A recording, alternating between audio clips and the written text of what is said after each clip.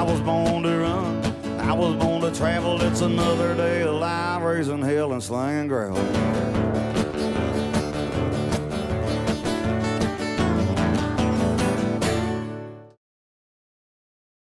All right, everybody, welcome back to the channel. And I'm going to do something a little different this time. I hope you guys like it. Today I'm going to start a new series, a 4-part series called Is My General Lee Show Correct?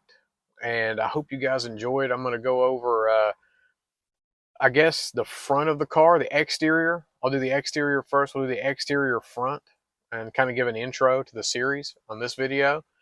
Then we'll do the part 2 will be the exterior graphics and wheels. And then part 3 will be the exterior, and we'll go over the rear of the car. And then part 4 will be the interior of the car. We'll cover that. And I'll go over what all is show correct and what is not show correct on my car. And also what will be show correct and what actually ultimately won't be show correct on my car. Are there places I'm going to stray from what it would have looked like on the television show? And yeah, I'll go ahead and give you a heads up, there are. And we'll cover that in this series, and I hope you guys enjoy this. It should be a lot of fun. But the first thing we need to do is discuss, what do we mean by show correct? So let's get to that first. All right, everybody. Now, we want to talk about what we mean by show correct. And that's huge because you can actually go to a car show and see a bunch of General Lees, and all of them would look different, even a slightly different color orange paint, a different brush guard on the front. And we'll get to all this stuff as we go along, but all of them could still be show correct.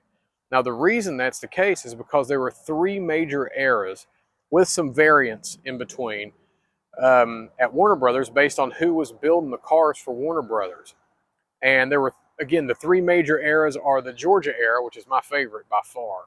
And that consisted of the first 5 episodes ever of the Dukes of Hazzard. It was filmed in Covington, Georgia. And again, this only lasted 5 episodes. And they realized they had a huge hit on their hands, so they had to move everything out to California.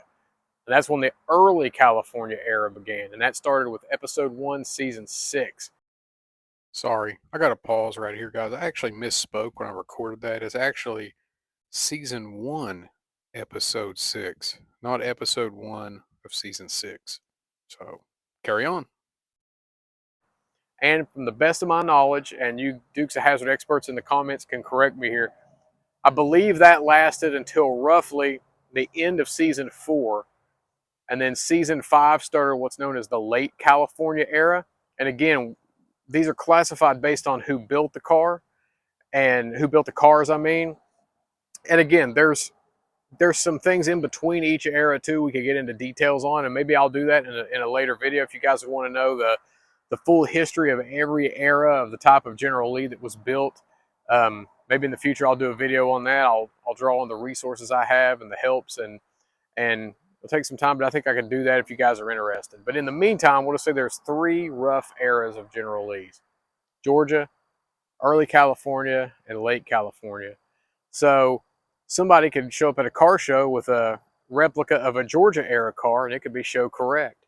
And somebody could show up with a much different looking General Lee, and it would be a late California replica, and both cars would be show correct even though they look different. So that's just some of the things we've got to get into. So I want to grade mine, is it show correct, based on the era I'm trying to go for and replicate. And again, mine will never be exact because, again, the name of the channel is GL Resto Mod.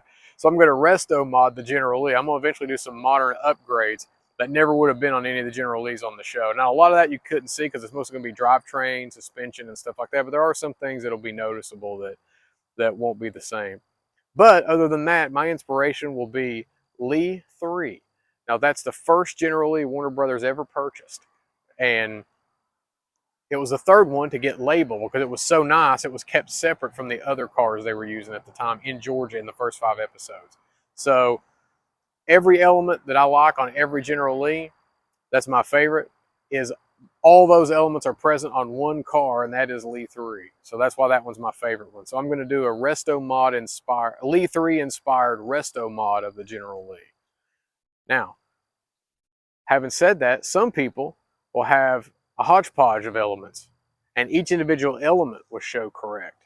For example, somebody may have the real wide grill guard, say from the late California era General Lees, but they may have the saddle tan from the early California and Georgia General Lees. They may have a roll bar from any one particular car anytime throughout the series.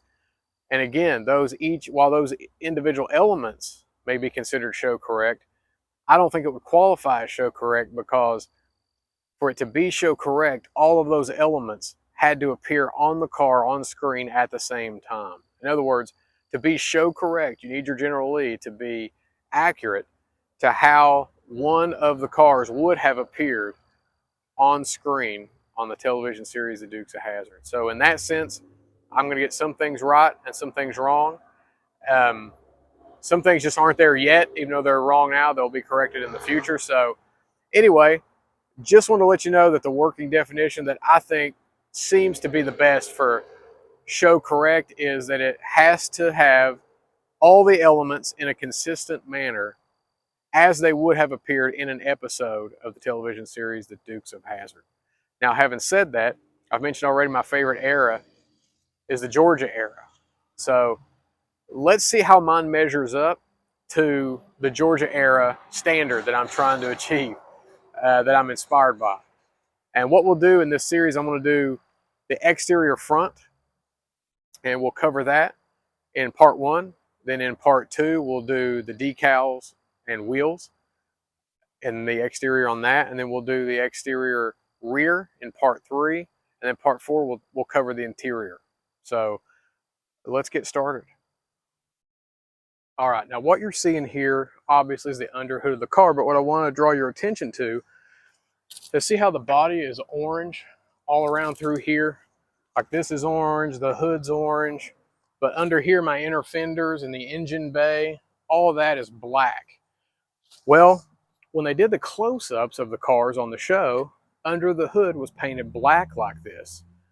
But from the factory, from Mopar, from Dodge, Plymouth, and Chrysler, under the hood of these cars from the factory would have been painted the body color. So if it came from the factory orange, the whole thing would be orange under the hood. If it was blue, the whole thing would be blue, and so on.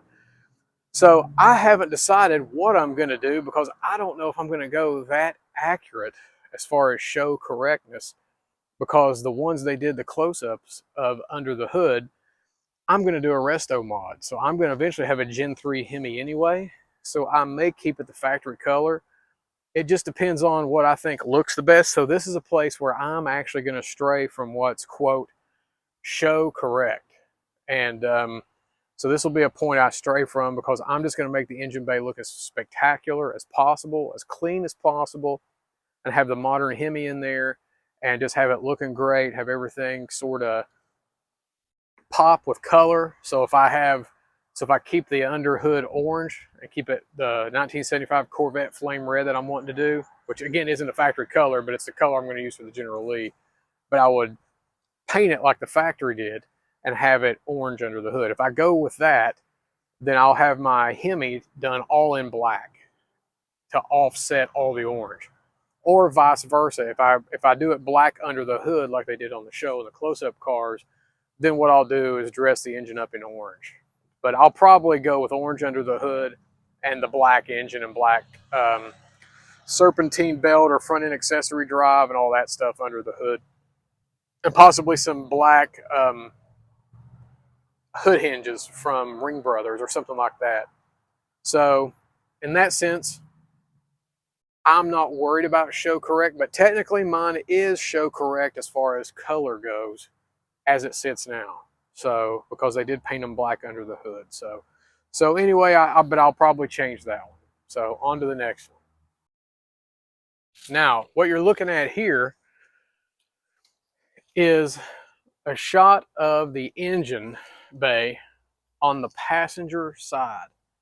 So this is the passenger side of the engine bay. See this space down in here on the inner fender? Now I'm gonna have all this replaced. All that'll look brand new. All this wiring and stuff will be gone. And it'll just look a lot better. But I'm showing you this because that is actually technically where the Dixie horn should be mounted for it to be show correct. I got this from John Holland. the Dukes of Hazzard historian. So that's probably, in all likelihood, a 99% chance of where I'm going to mount my Dixie horn. Now, a lot of guys will mount them like this on the radiator and core support, or the radiator core support, I mean. And it gives it a nice clean look. And I get why they do that. And that's fine. I think you should mount it wherever you want. But if you're talking show accuracy, then it needs to be over there, because the few cars they did put the Dixie horn on, that's where they put them. The rest of the time, the sound was just edited, it's added in and editing. They didn't even put those on all the cars. So anyway, I am going to do that. You can see where mine's mounted right now.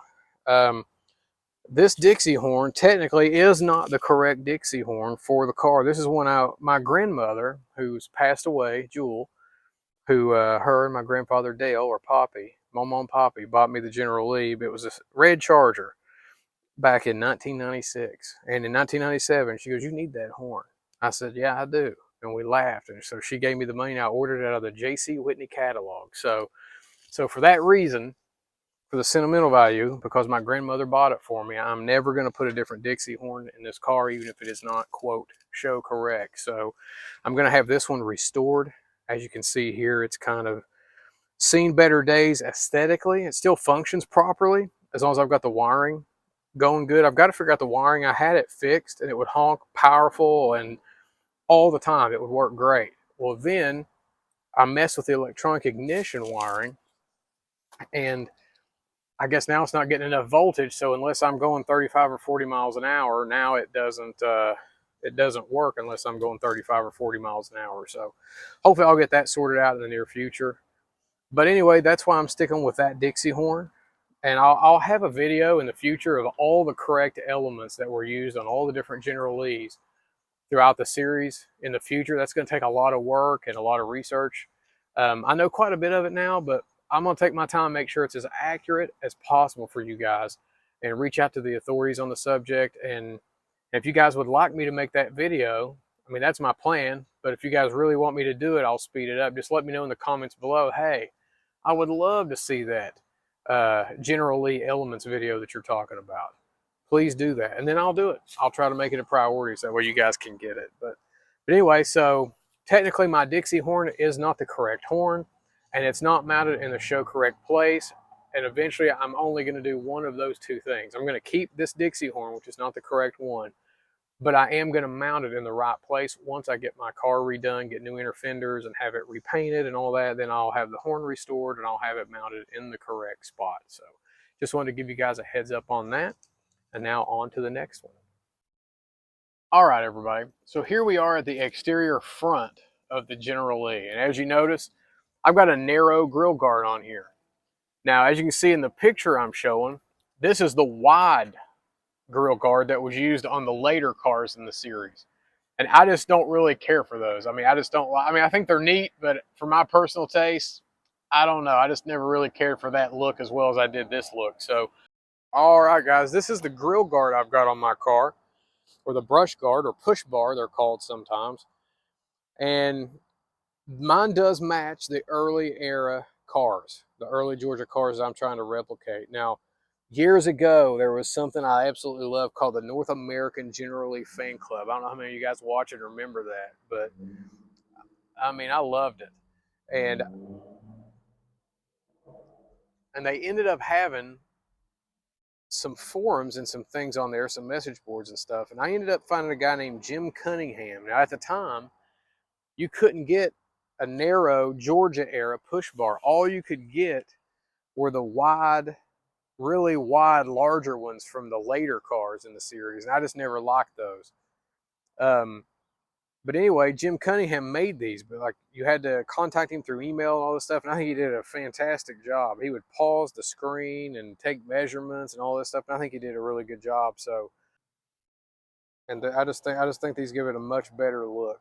And these are actually really durable. It's made of aluminum, but we've actually towed my car home 2 blocks with a Jeep 96 Jeep Cherokee Sport, and even pulled it up in the driveway with a tow strap attached to the Jeep and to this. So it's very strong, very durable. So this is really awesome. Now they make the narrow and the wide ones just about anywhere. You can get these from, well, I shouldn't say just about anywhere, but the two best places to get them are from Raymond Cone. He's with Northeast Ohio Dukes. And also Jamie or James Smith from Smith Brothers Restorations. These guys are knocking it out of the park on their brush guards and or push bars and things. They do really great. And they're awesome dudes to deal with. Both of them are fantastic. So anyway, if you need that for your General Lee, please hit one of those guys up. Now mine has these mounting tabs, as you can see here, up underneath of the bumper bolts. And you actually use the bumper bolts to bolt it on. Now on the show, they tack welded these to the bumper on these narrow push bars. Obviously, I'm not going to do that. So that's awesome that they engineer those this way so you can bolt them on. And as far as the grill goes, I've got a 1969 Charger grill in mine like they did on the show. So even when the show used a 68 Charger, so your car can be show correct and be a 1968 or a 1969 Charger, but on the front end, you're going to have to put this grill assembly from a 69 Charger into your 68 Charger. A 68 Charger goes straight across. This section here is not there. So you want to make sure if you get a 68 Charger, you put the 69 Charger grill in it. And your car can still be show correct. They use quite a bit of 68 Chargers to portray the General Lee. And if you look up under here, we got the license plate holder. I think a lot of those were off on most of the cars. I think on the episode Happy Birthday General Lee, when they pull the General Lee out, when in the script they first make the General Lee when Bo and Luke got, it's like an origin story. And when they do that, it's painted solid orange and body color. But I think a lot of them on the show, if you look, especially the earlier cars that I like, they just take that off. So I'll probably end up just leaving that off of mine. Now here's something really interesting. Again, this is the Charger logo, obviously. And this badge here denoted a base Charger, which gave you a slant 6, a 318 V8, or a big block 383 engine in it. I've got the 383 in mine currently, but again, long-term plans are to change that out. But if it had those three engines, it would have that medallion on the headlight door. And they remove those on the show, especially on the early cars. And then sometimes, if you had a bigger engine, if you had the RT model, you'd have a 440 or a Hemi. From my knowledge, they never used any 426 Hemis on the series, and they used very few 440s. But there's sometimes when you go by, the car at least had a headlight door that said Charger RT, and they painted over it black. And sometimes they would paint over this black.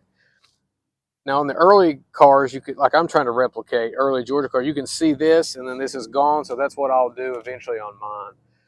And that way it's more consistent with the show, and I think that's kind of neat. Now, having said that, I would like your thoughts on something in the comments.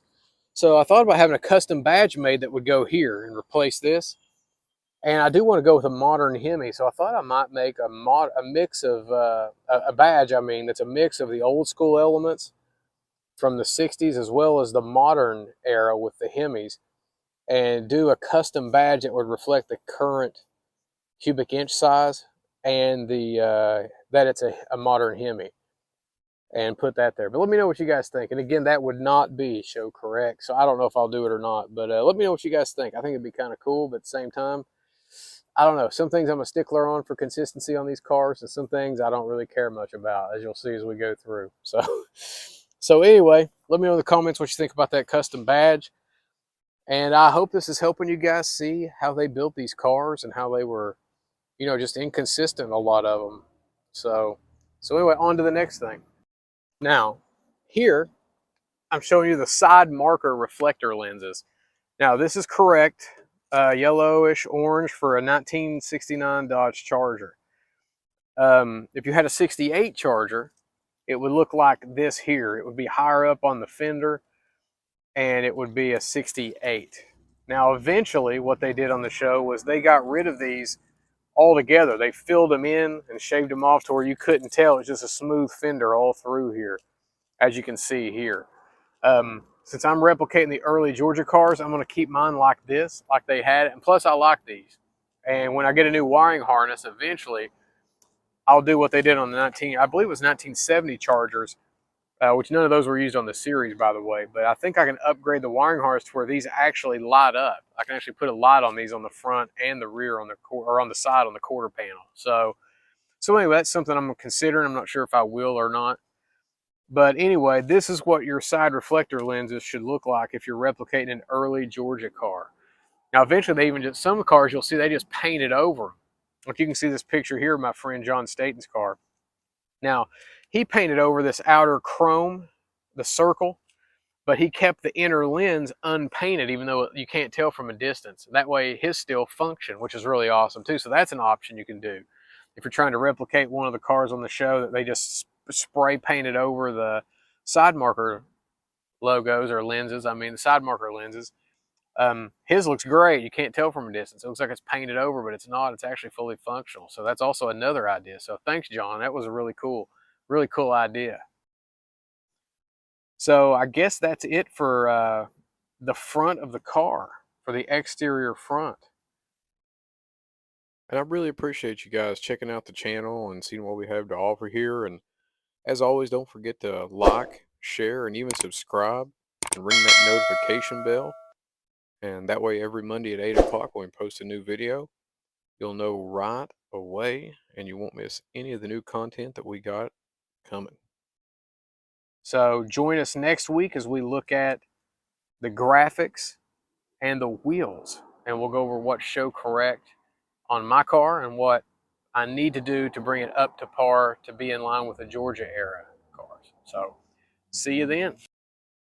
And as always, check out these other videos as well too.